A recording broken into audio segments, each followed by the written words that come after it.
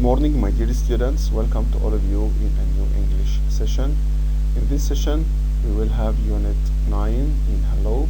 The title of this unit, as you have seen, is Conservations. This session is introduced by Mr. Amr.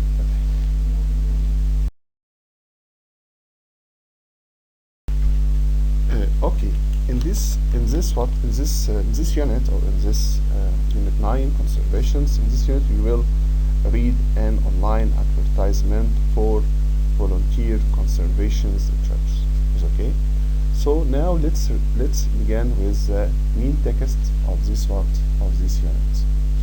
In this text we will talk about how can we conserve the environment and how can we keep the environment clean. Here we have an advertisement, and this online advertisement for volunteer conservation trips.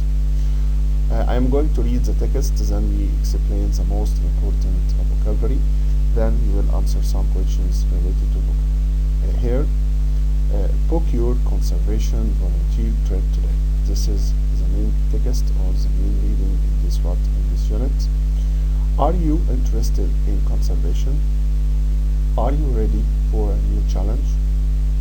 If your answer to both of these questions is yes, we have some excellent volunteer programs for you. Number E, New Zealand. Come to New Zealand and help us preserve the country's unique biodiversity. So what's the meaning of biodiversity? I mean here by biodiversity the variety of plants and animals in a particular place. احنا بنسميه يا ولاد اللي هو التنوع البيئي. You will plant trees so that endangered birds have a far better environment to live in. You will also help us to monitor changes. What's the meaning of monitor? طبعا monitor here I mean by monitor here, monitor, we can use monitor as a noun and as a what and as a verb. If we use it as a verb like this sentence, it will means what? Observe. يبقى هنا monitor معناها يراقب أو يراقب شيء أو هكذا. يبقى you will also help us to monitor changes in the variety of plant species in different areas. Another slightly more challenging task is cleaning beaches and helping to run recycling center where local people can bring their wastes. Now, number P is Thailand. Here in Thailand, we are involved in caring for elephants. يبقى هنا في الجزء ده في تايلاند بيهتموا هناك بإيه يا ولاد؟ بتربية الأفيال. Who used to take tourism on rides around big cities. You will monitor these elephant progress as they start their new lives in the forest to make sure that they are healthy and happy. These unique and beautiful creatures love to play with our volunteers almost as much as they love having a bath in the river with them. Number C is Brazil. Brazil is well known for its amazing biodiversity. However, the native inhabitants of the Amazons face exactly the same threats as the rainforest. They are also fighting for survival. طبعا احنا عارفين هنا ان what do you mean by the main inhabitants? I mean here by the native inhabitants the people who come from or have always lived in a particular place.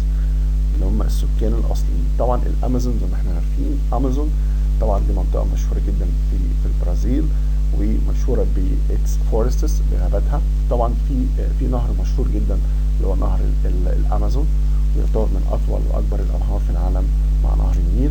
اذا هنا تاني اهوت يبقى هنحاول نعمل هنا conservations.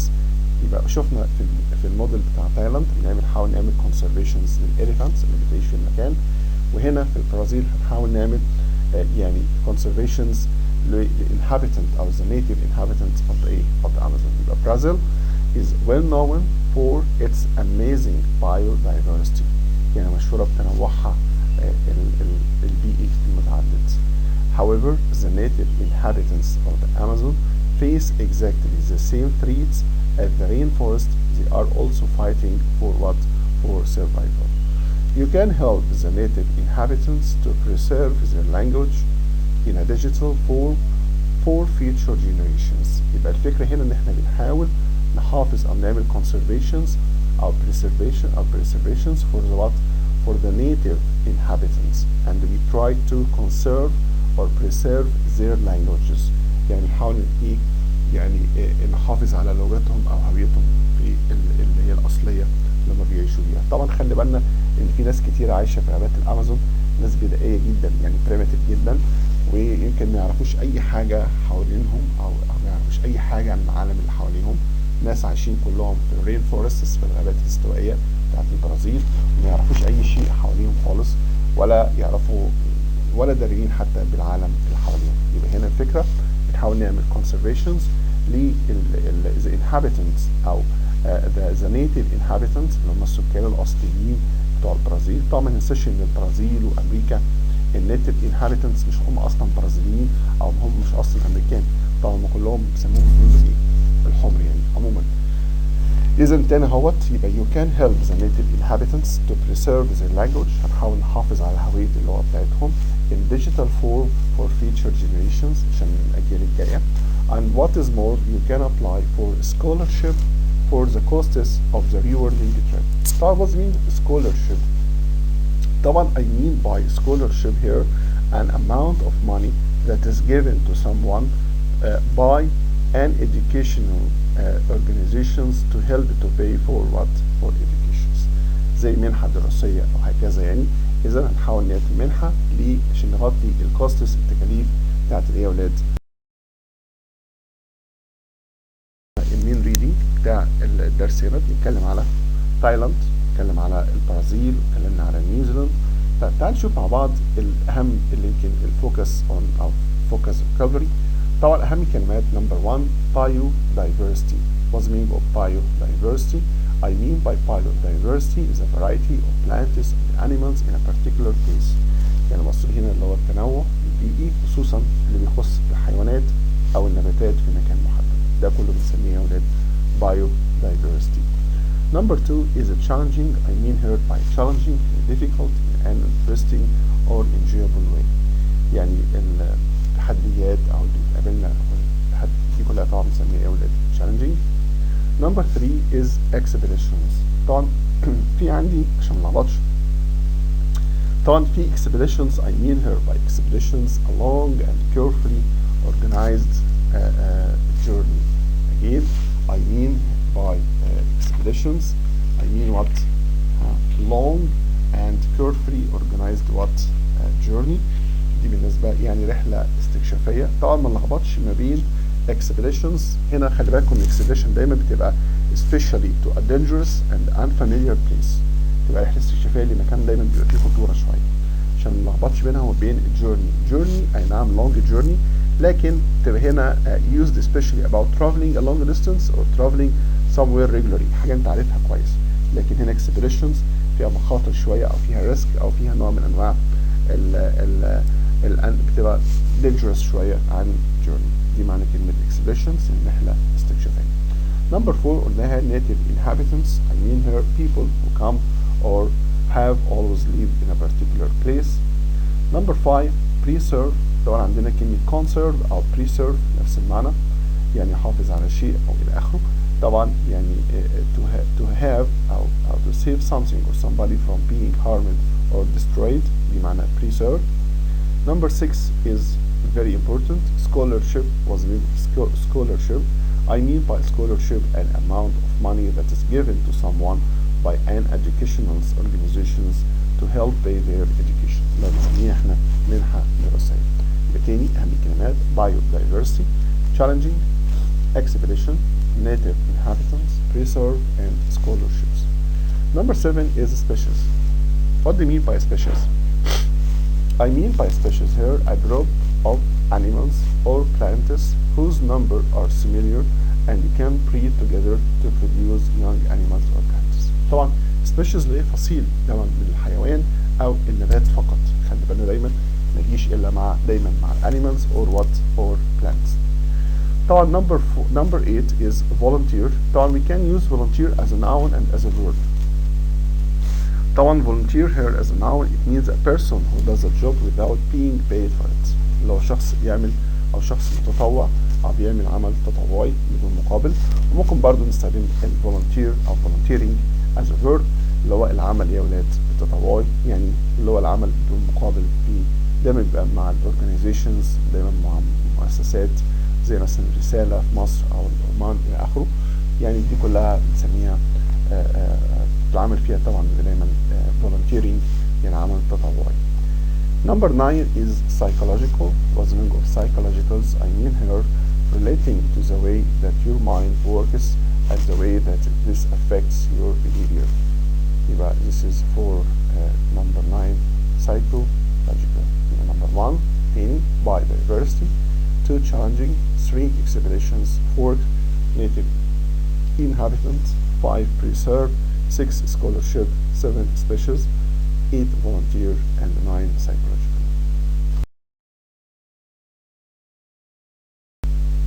Okay, now in this slide we will have some synonym and antonyms. طبعا دي مهمة جدا، خلي بالنا دايما when you study any units you should study the synonym and the antonym. Number 1 is complain. Complain. What is the synonym of complain? Of course, the synonym of complain will be protest. يبقى protest is a synonym for what? For complain. Okay, what about the antonym? العكس بقى. طبعا the antonym of complain is approve. طبعا complain أو protest معناهم واحد. طبعا السينونيم عشان ما نلخبطش برضه تاني بنأكد لازم نخلي بالنا كويس من السينونيم والانتونيم.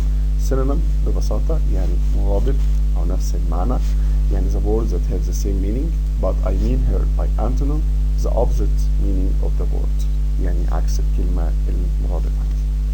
طبعا number 2 is conservations.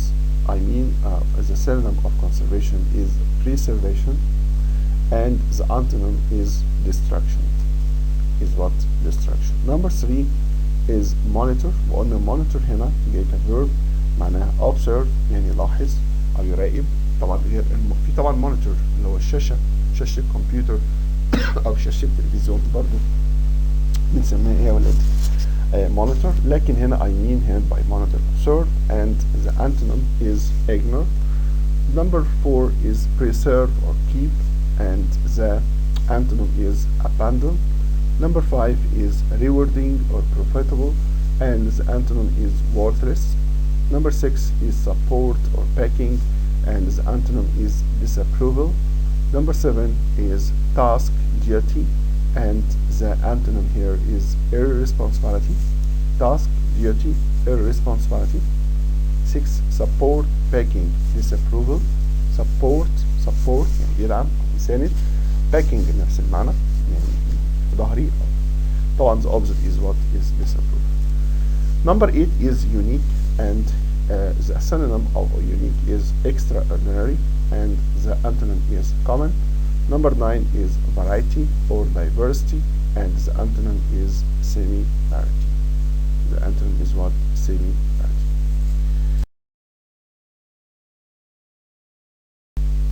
Okay, that's right. Okay, that's right. Now let's go to the choose the correct answer. Number here we have some of the words, and we will choose the right one. Number 1 is this is space of the desert. Plant is becoming increasing rare. Device, species, spice, or gender. Of course, the right answer will be what? Species. Because this species of what? This species of plant is becoming increasing rare. The number 1 is what? طبعا species of the desert، يعني هنا اللي هو الفصيل دوت. طبعا number 2 scientists and geographers went on space to explore the river Nile, especially in the 19th century. Duties, task, expeditions, or picnics. Duties, task, expeditions, or picnics. Of course, the right answer will be expedition. Yes, يبقى هنا went to expedition expeditions يعني راحوا في رحلة استكشافية to explore the river Nile عشان يستكشفوا نهر النيل يا ولاد. Number 3 is Egypt hopes to make space in all economics and financial fields. Decrease, failure, effects, or progress. Decrease, failure, effect, or progress. Of course, the right answer will be what? Progress. Number 4, some countries depend on space because it's very important for their national income. Tours, culture, tourism, or terrorism. طبعا ما نلخبطش بين tourism و terrorism. tourism اللي هو سياحة جاي منها كلمة tourist أو tour جولة هكذا. but terrorism اللي هو الإرهاب اللي هي الأعمال الإرهابية احنا عارفينها طبعا كلنا. طبعا يبقى number 4 of course يبقى هنا الناشونال income هيعتمد عليه of course tourism أكيد طبعا السياحة. Number 5 my parents space that I waste too much that I waste much time in chatting with my friends online. Explain, complain, greet, salute. طبعا of course the right answer will be what? Complain.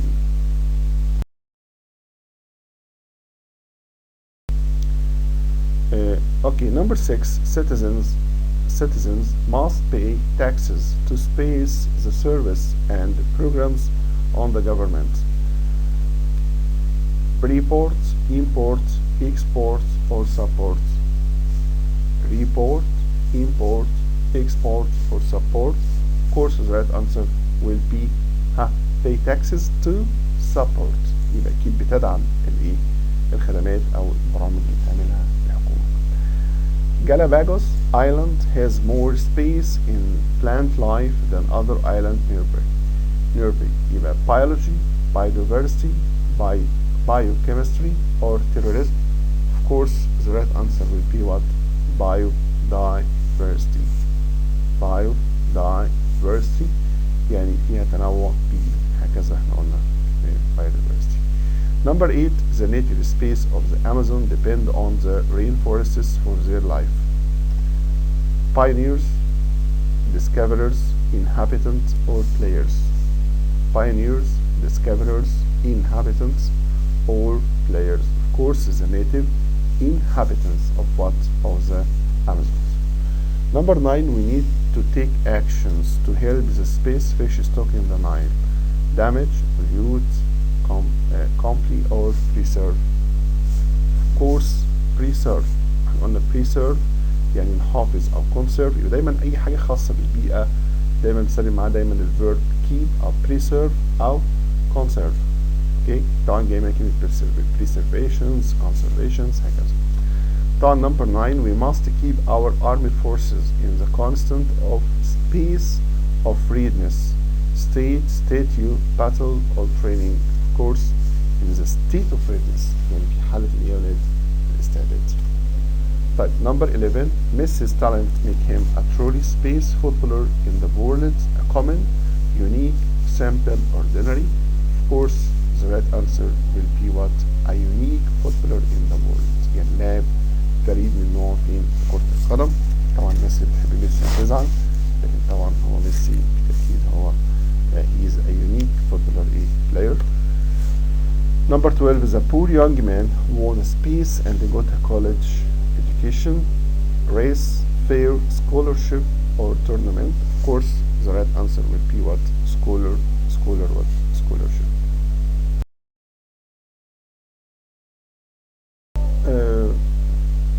Okay, now let's go to the grammar of this unit. The grammar of unit 9 is competitive phrases. حاجة جديدة شوية. يعني ايه competitive phrases؟ نركز في الدرس. This lesson is very important. يعني هنا هنتكلم على ان احنا ازاي how to use the competitive phrases. I mean by competitive phrases, number 1 is exactly the same than we have noun than is. يعني ايه exactly the same؟ يعني نفس الشيء. يعني مثلا example هقول لك your car is exactly the same as my car. Your car عربيتك is exactly the same as my car. يعني ايه يا ولاد هنا exactly the same؟ يعني هي نفس العربية بالظبط. عربيتك هي نفس عربيتي، موديل 21 موديل 21. بي ام دبليو هي بي ام دبليو، نفس الموديل نفس كل شيء. يبقى exactly the same يعني نفس الحاجة بالظبط. يبقى هنا نقدر نقول ان احنا بنستخدم دايما exactly the same عشان نأكد ان مفيش فرق بين الحاجتين. عربيتك هي نفس عربيتي، هي نفس اللون، هي نفس كل حاجة. ودي معنى كلمة exactly the same. يبقى بنلاحظ ان بعد exactly the same بيجي وراها ايه يا ولاد؟ بيجي وراها دايما exactly the same noun، بعد كده as، بعد كده بنكمل ايه الجملة. اوكي. example تانية يعني منى is as old as Rana. They are exactly the same age. يعني ايه exactly the same age؟ يعني هما تقريبا نفس السن. دي عندها 15 15 مثلا، دي 15. إذا هنا we don't have any differences between the age of Mona and Rana. They have the same the same age as we said. يبقى exactly the same هنا معناها حاجة نفس الشيء، يعني مفيش فرق خالص بين الاثنين. اوكي.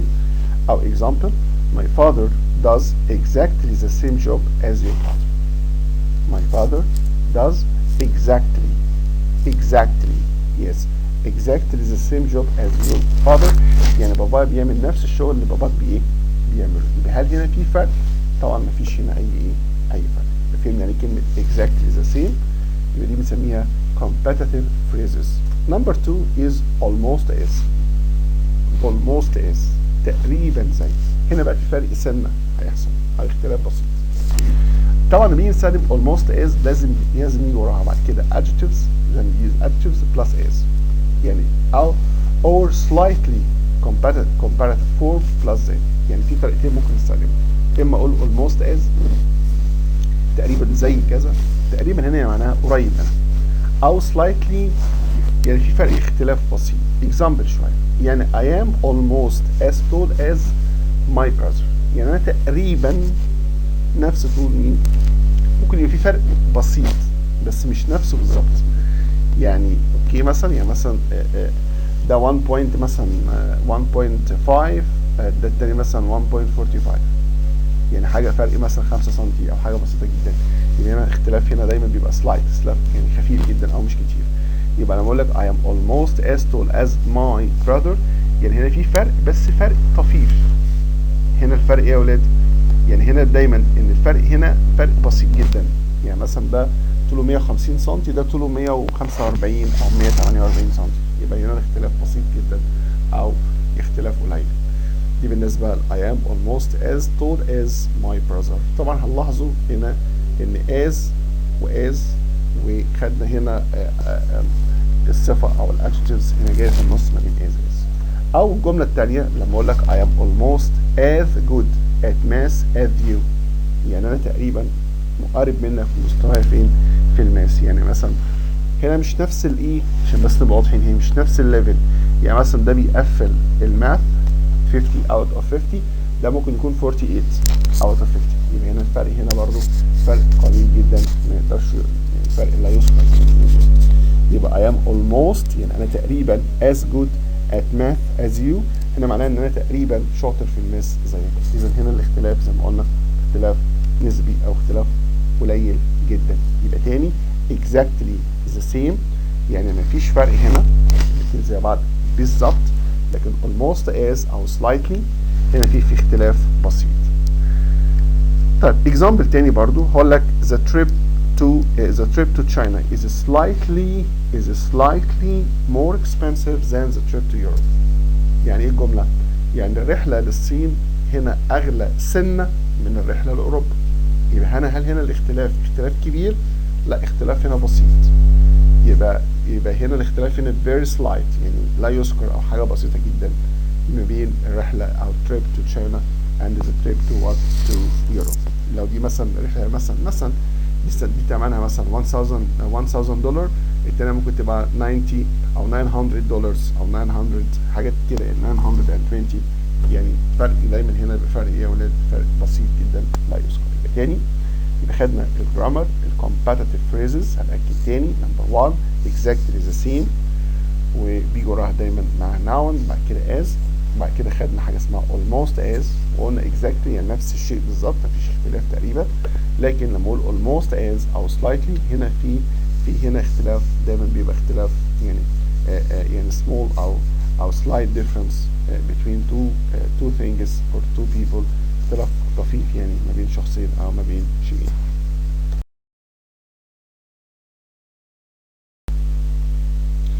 Okay, number 3 is far plus comparative form plus than.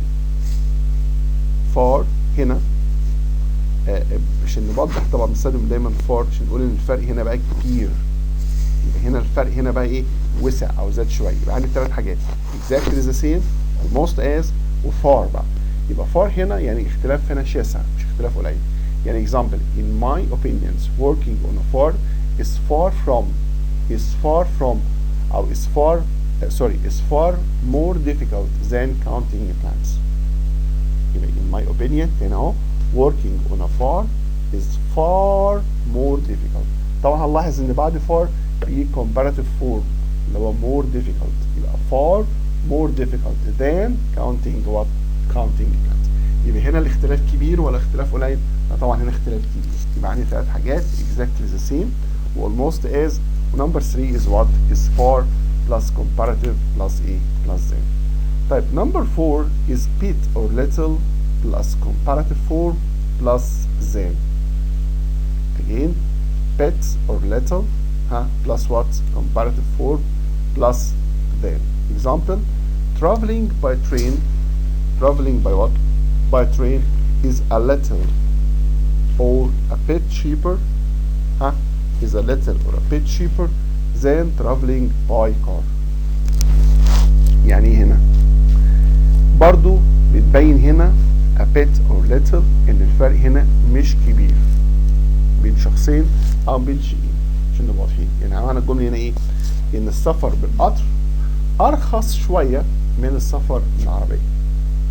يبقى انا استخدمت هنا a bit or a bit or little plus comparative plus than. تاني اهوت يبقى traveling by ايه؟ by train is a little cheaper than traveling by ايه؟ by car او a bit cheaper than traveling by car. طبعا number 5 عندي حاجه اسمها much a lot. هنا بقى الاختلاف ايه يا ولاد؟ هنا بقى الاختلاف كبير. يبقى عندي bit a little او much او a lot plus comparative form plus than. example gold اللي هو الذهب is much أو a lot more expensive than silver. يعني ايه الجملة هنا؟ يعني هنا الحديد الذهب أغلى كتير من الفضة. فرق كبير طبعا. يبقى هنا الفرق بسيط؟ لا فرق كبير. تاني اهوت again gold is much أو a lot more expensive than silver. يعني تاني عشان نأكد يبقى عندي number 3 far plus comparative form plus than. Number 4 is bit or a little plus comparative form plus than. Number 5 is much or a lot plus comparative form plus than. ايه الفرق؟ far قلنا فرق كبير، bit فرق قليل، much برضو فرق كبير. طبعا ممكن برضو نستخدم حاجة اسمها rather or even plus comparative form plus than. برضو ممكن نستخدمها برضو كنوع من انواع تبين الفرق. يعني the house is even or rather bigger than the other. يعني البيت ده اكبر من البيت التاني او البيوت المنازل الاخرى. يبقى هنا ممكن استخدم برضو مش شايفنا كده في number 6 rather or even plus comparative form plus than. This is for the competitive. Okay, now let's answer some questions related to comparative phrase. Number 1 is Ahmed's salary is space as mine. Much, exactly the same, or much more, or slightly the same. Of course, the right answer will be what? Exactly the same as mine. يعني المرتب بتاعه هو نفس المرتب بتاعي. لو 2000 pound ده برضه هيكون 2000 pound. Number 2, my job is far space than I expected. Far much interesting, more interesting, or as interesting. Which one is the right? Again, my job is far is far space than expected. Much interesting, or interesting, or more interesting, or as interesting. Of course, the right answer will be number C, more interesting. The right answer will be what? More interesting. Number 3, the building is a space taller than the tree. A bit, a little more, as or many. Again, a bit, or a little more, or as, or what, or many. Of course, the right answer will be what? A bit taller than. number A. يبقى the answer هنا في number 3 هتبقى number A اللي هي a bit taller than the tree. يعني أطول، فرق أطول خفيفة، يعني مش يعني حاجة بسيطة يعني. طبعا قلنا bit يعني حاجة قليلة أو حاجة لا تذكر. كريم can run space faster than Rami during the race, more as much so. Again, Karim ran space faster than Rami during the race, more as much or so. So what is the right answer? Of course, the right answer will be much faster than. much faster than هتبقى number ايه يا ولاد؟ number C طبعا هي الإجابة الصحيحة. طبعا number 5 كمال is exactly the space as neither, the same age, old, so old, older. Again, Kamil or Kamal is exactly space as neither, the same age, old, so old, or older. Of course, the right answer will be what? The same what? Okay, now number 6. After the trip, my brother was space tired as my father, so almost as, almost so, or slightly as. Of course, the number it will be almost, almost as. Number what? Number B. Number 7. I like the museum. It was a space more interesting than expected. It was a lot, almost, many, or far. Of course, number 7 will be what? Far more interesting. This bag is a space than the other one. Slightly heavier, slightly heavy, most, almost heavy, or as heavy. Of course, the right answer will be what? Slightly heavier than. Slightly heavier than your number A, number 3. Number 9, you are driving too fast. Can you drive? Can you drive? Far slower, much slower, too slowly, a bit slowly. Of course, the right answer will be what? Far slower. Number 10, it's a space to learn a language in a country where it's spoken.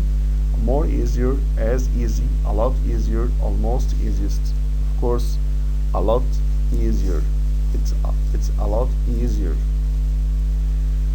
Number 11, the dress is a lot space than the shoes. More expensive, much expensive, expensive, or most expensive. Of course, the right answer will be what? More expensive.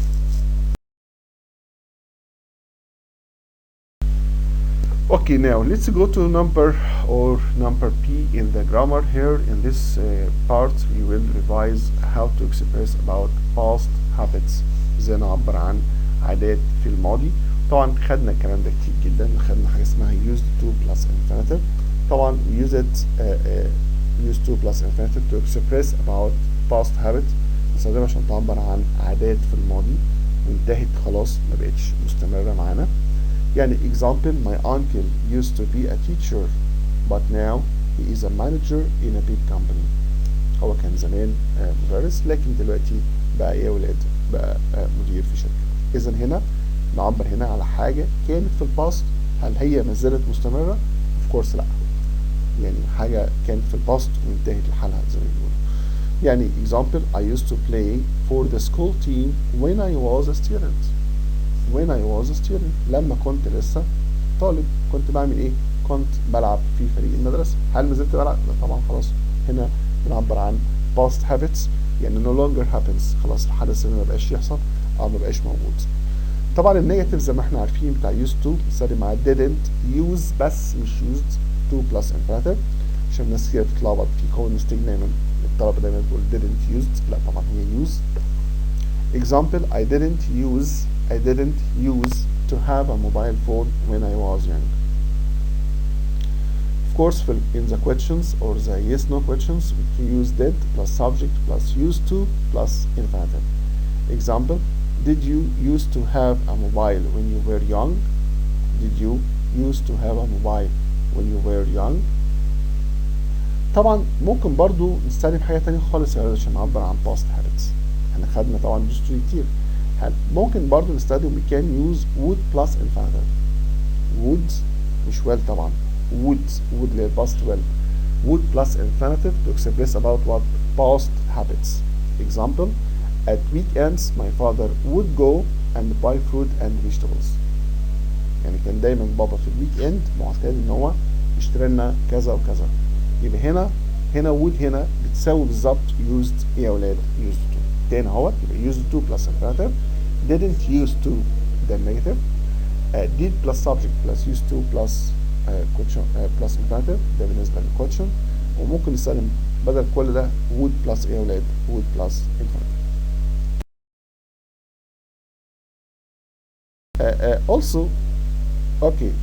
Also we can use be or get used to plus verb ing. ايه الفرق بقى بين الاثنين؟ يبقى هناك خدنا used to عشان نعبر عن past habit. هنا ممكن استخدم هنا بقى مش used to بس قبليها لازم يكون في be يعني verb to be او get plus used to plus verb ing not infinitive. طبعا we use be used to or to means accustomed or to be in the habit of. In the habit what? In the habit of. Example, my uncle is very active. He is used to getting up early. هو معتاد انه يصحى بدري. هنا مش بنعبر عن هنا العادة ما زالت مستمرة عنده ان هو بيصحى بدري مش عنده مش زي ايه زي الجملة التانية. يبقى هنا accustomed يعني accustomed يعني accustomed هنا accustomed to do something يعني معتاد ان هو يفعل الشيء دوت. أو number two, I didn't like my job at first but I am used to it. تعودت عليها مع الوقت. طبعا ممكن برضه نستخدم حاجة اسمها no longer or any what or any longer. We use them instead of used what to. Example, أسامة no longer smoke. يعني معناها أسامة used to smoke. كان يا ولاد كان بيدخن. طبعا note فيها أو لاحظ هنا إن إحنا didn't used to ممكن بنستخدم معاها برضه used not to. يعني ممكن ننفيها بالطريقتين إما didn't used to أو used not to. يعني example long time ago clothes used not to be expensive. Again long time ago clothes used not to be what expensive. برضو دي نقطة مهمة جدا. النقطة دي خلي بالنا منها كويس ان احنا ممكن نستخدم الستراكشر ده subject plus used to plus infinitive but now plus present simple. خلي بالنا دايما من present what من present simple عشان نعبر برضو عن habits in the past. Example, he used to sleep early. هو كان دايما متعود ينام بدري but now لكن دلوقتي. يبقى هنا العادة كانت ايه يا ولاد؟ في الباست خلاص يعني راحت لحالها ما بقتش موجودة. but now ما ينفعش يقول بقى but now he slept. لا but now he sleeps late. يبقى take care and after now we use what? We use the verb in the present simple not in the past simple. Is it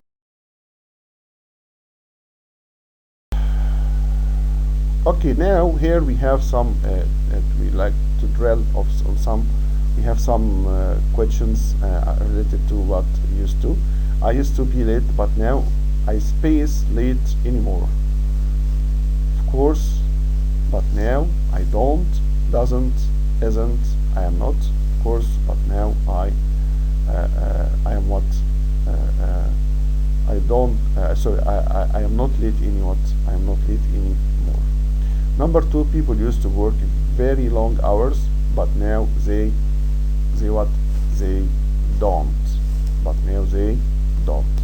Number three, what did you used to use or would to do when you were young? Of course, use to. يبقى لاحظ ان دايما did في الكويشن. طبعا معلش في المفروض في كويشن مارك في الاخر. طبعا use هنا يبقى لازم نستخدم معايا يا ولاد what did you use بس. used to اللي هي الاولانيه. Number four, people are ولا did ولا didn't ولا were used to traveling by horse and carts. used to traveling used to يبقى هنا يبقى لازم يكون في قبلها قلنا get أو be. يبقى طبعا people are used to traveling by horse and car. Number 5, where space you used to go for a holiday when you were a child. يبقى of course where did you use it to. طبعا the right answer would be did. Number 6, the cities were used to space smaller but now they are much bigger. طبعا used to what? They used to be, of course, used to be smaller but now they are much bigger. The hammer is used to space, nails is used to طبعا of course to hit. طيب number 8, the hammer الشاكوش نفس الجملة برضو بس لاحظ حاجة مهمة جدا. طبعا في فرق بين is used to و is used for. يعني number 8 بقى the hammer is used for hitting hits ولا for hitting nails. يبقى is used for what؟ يبقى is used for hitting what؟ يبقى لو عندنا used to then you're right infinitive لكن used for verb ing. Number 9, when I was in Alexandria I space used to go I used to going swimming every day. يبقى of course I was used what? I was used to. Number 10, I space to play computer games but now I play them. يبقى I didn't used to play I didn't used to play computer games but now I play them. Okay, that's right. Finally, I'd like to thank all of you and thank you so much. Until we meet again, goodbye.